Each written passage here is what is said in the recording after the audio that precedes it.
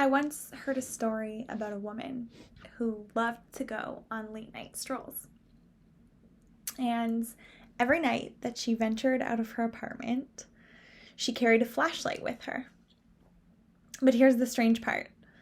This woman couldn't see, yet she still carried her flashlight with her.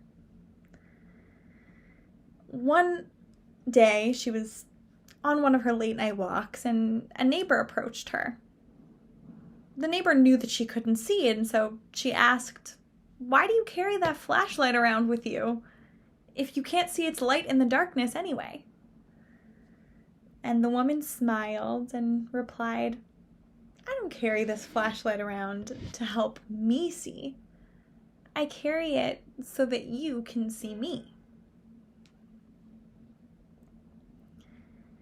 Every year in the lead up to Hanukkah, the winter days grow increasingly shorter, and darkness stretches out in front of us like an expanse, beginning around 3 p.m. every afternoon. These months can be really emotionally difficult, and many of us don't really get to see much light throughout the day. We wake up in the dark, we commute to work in the dark, and we leave the office in the dark. And then comes Hanukkah. And for 8 glorious days, with each passing night, we add another glowing light into the dark world around us.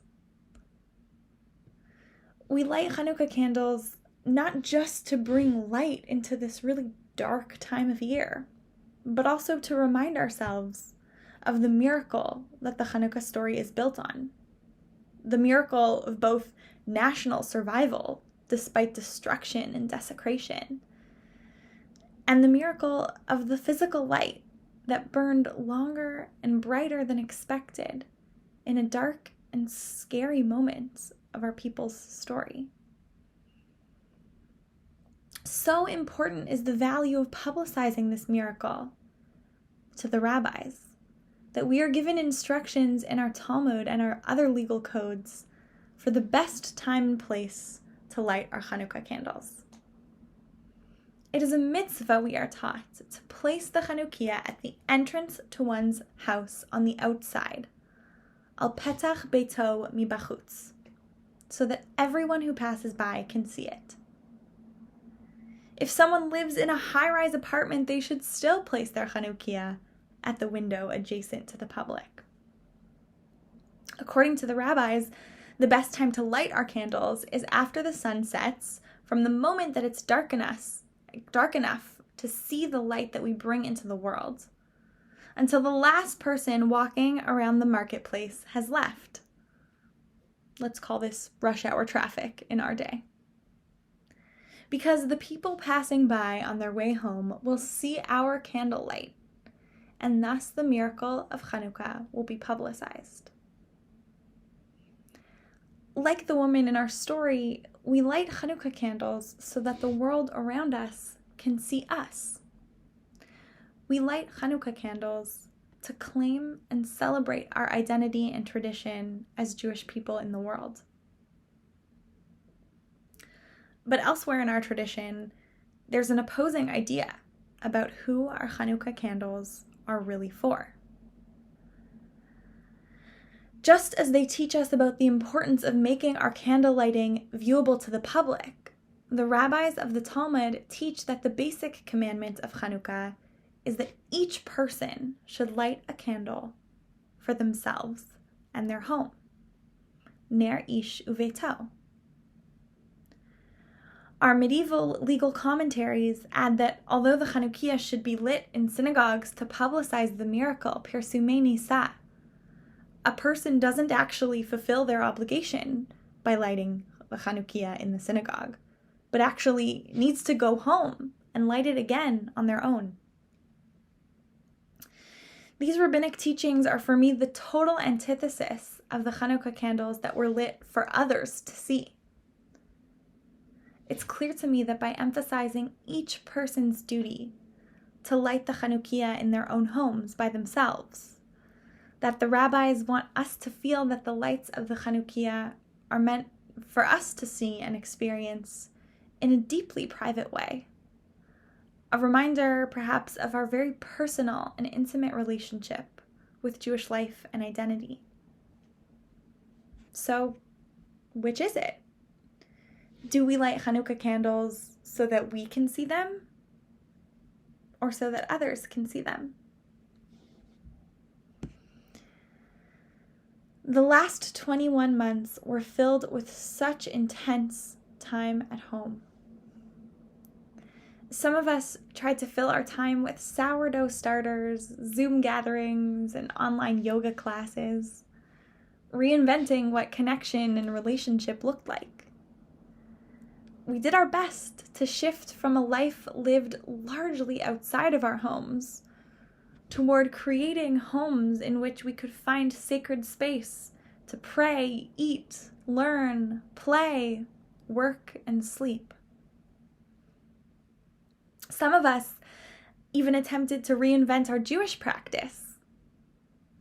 For me, as the only traditionally observant member of my family, I found new ways to live through the cycle of the Jewish calendar by cooking family recipes with my mom, building my first sukkah on my own, and gathering family and friends for holiday learning and celebrations over Zoom.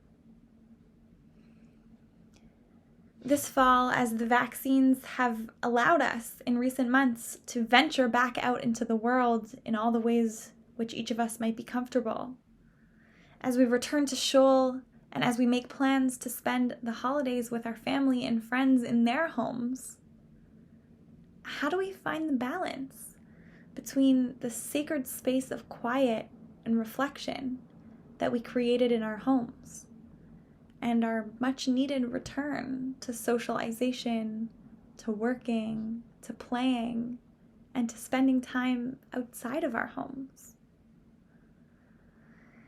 As we consider how we might find a renewed balance between our work and our home lives, we can allow Hanukkah to teach us about the sacred balance between our homes and the world outside of our homes.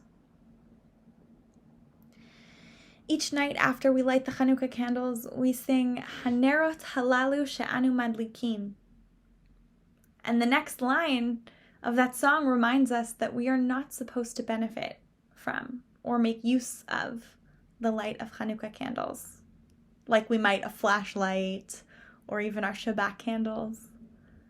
But rather, when it comes to Hanukkah candles, we are supposed to look at them alone, lir'otam bilvad. And this is because our Hanukkah candles serve a purpose entirely separate from warmth, ambiance, or sight. They are meant only to help us internalize and recall the miracle of Jewish survival. Because we know that we are supposed to light candles for ourselves to see, we learn that what we do in our homes matters.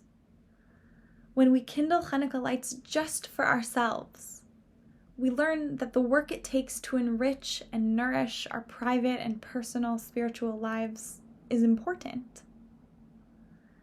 Maybe for some of us, that work is finding a quiet moment to offer gratitude by whispering Moda'ani over a warm cup of coffee in the morning. For others of us, it might be taking time to study or to read a Jewish text in our favorite comfy armchair. But what we learn and think about in our homes can't and shouldn't remain in a silo. The mitzvah of publicizing the miracle of Hanukkah teaches us that how we bring our Jewish lives and values out into the world with us is critical not only to our identity and personal development, but to our national survival too. Hanukkah reminds us to think about how we might bring our light into our places of study and work, and perhaps even to the grocery store or to the airport. Hanukkah is about celebrating and sustaining Jewish identity. And our tradition teaches that identity and continuity hang in the balance of the public and the private. What we do in our homes has to be in dialogue with the world, and vice versa, both Jewishly and otherwise. So as we all continue to find a new balance between time spent at home and out in the world, we can invite the lights of Hanukkah to help us strike this balance, reminding us to nurture and bring light to both our personal and our public identities. Chag Sameach.